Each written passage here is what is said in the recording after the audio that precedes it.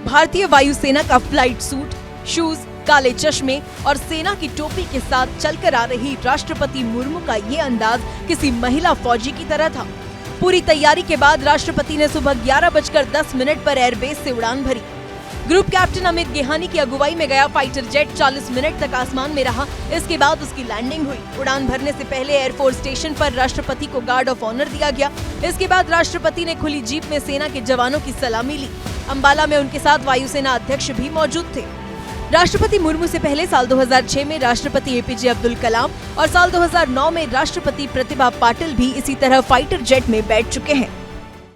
भारतीय वायुसेना का फ्लाइट सूट, शूज, काले चश्मे और सेना की टोपी के साथ चलकर आ रही राष्ट्रपति मुर्मू का ये अंदाज किसी महिला फौजी की तरह था।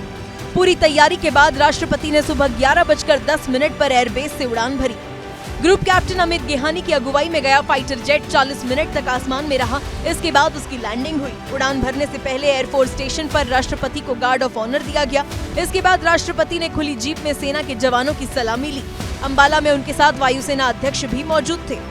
राष्ट्रपति मुर्मू से पहले साल 2006 में राष्ट्रपति एपीजे अब्दुल कलाम और साल 2009 में राष्ट्रपति प्रतिभा पाटिल भी इसी तरह फाइटर जेट में बैठ चुके हैं। भारतीय वायुसेना का फ्लाइट सूट, शूज, काले चश्मे और सेना की टोपी के साथ चलकर आ रही राष्ट्रपति मुर्मू का ये अंदाज किसी महिला फौजी की तरह था। पूरी तैयारी के बाद राष्ट्रपति ने सुबह 11:10 पर एयरबेस से उड़ान भरी।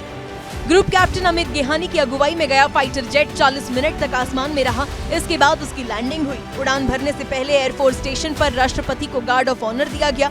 इसके बाद राष्ट्रपति ने खुली जीप में सेना के जवानों की सलामी ली।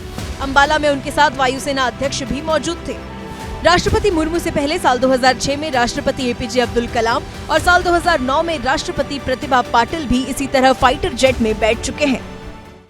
भारतीय वायुसेना का फ्लाइट सूट, शूज, काले चश्मे और सेना की टोपी के साथ चलकर आ रही राष्ट्रपति मुर्मू का ये अंदाज किसी महिला फौजी की तरह था।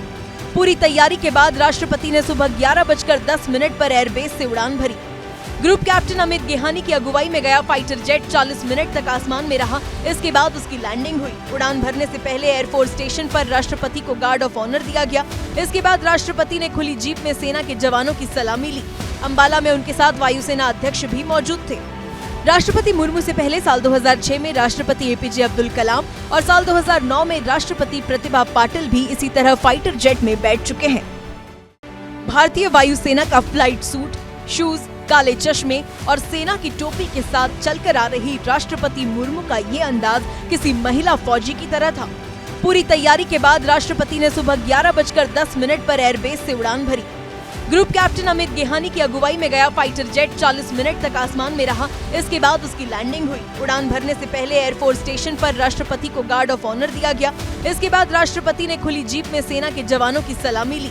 अंबाला में उनके साथ वायुसेना अध्यक्ष भी मौजूद थे।